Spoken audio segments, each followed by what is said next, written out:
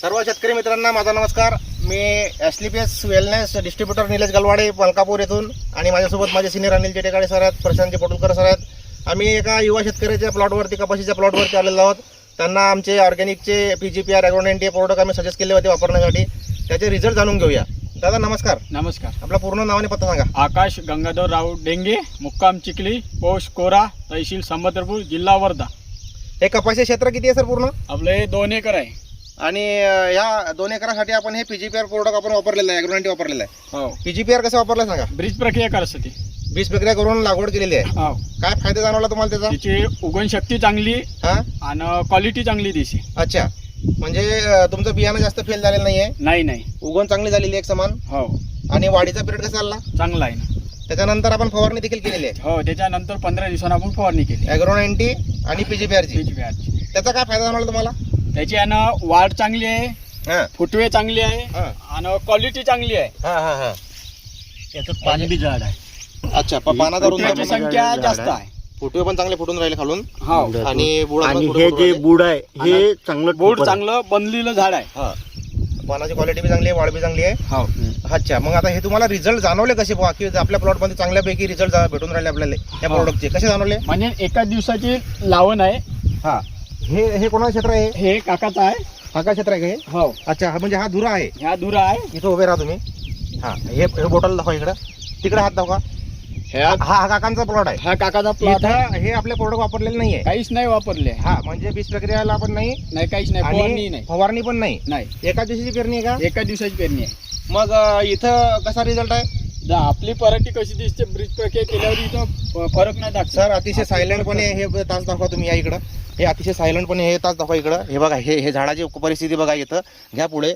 एकच झाड नाही तर आपण हे पूर्ण तास दाखवू शकतो त्यांना, शेतकरी मित्रांना, की इथं हे वापरलेलं नाही प्रोडक्ट. आणि वापरलं नसल्यामुळे इथं ग्रोथ पण नाही आहे, त्या झाडाची वाढ पण नाही आहे, त्याची क्वालिटी पण नाही आहे, त्याला फुटव्याचा तर विषयच नाही आहे. बरोबर आकाश सर? हो. आणि आपल्या प्लॉटमध्ये इथून दाखवून द्या. आता हा आपला प्लॉट आहे, बरोबर? हा प्लॉट. आणि सर इकडे लगेच घुमा हा कॅमेरा. हा प्लॉट बघा, हा सूर्य आणि हा जयद्रथ. अतिशय जमीन आसमानचा फरक ह्या दोन्ही प्लॉटमध्ये आपल्याला दिसत आहे. बरोबर सर? बरोबर आहे का? हो. हां, इथंच थांबा. म्हणजे आपण बघू शकतो की इथं जवळजवळ आपल्या 1.25 ते 1.5 फुटाची उंची झालेली आहे. क्वालिटी पण छान दिसत आहे. हो. आणि इथं हा प्रॉब्लेम आहे शेतामध्ये. बरोबर? हो. बरं. मग काकांनी तुम्हाला विचारलं असेल ना की तुम्ही काय वापरलं बा? हो, काकाने विचारलं ना. काय विचारलं त्यांनी?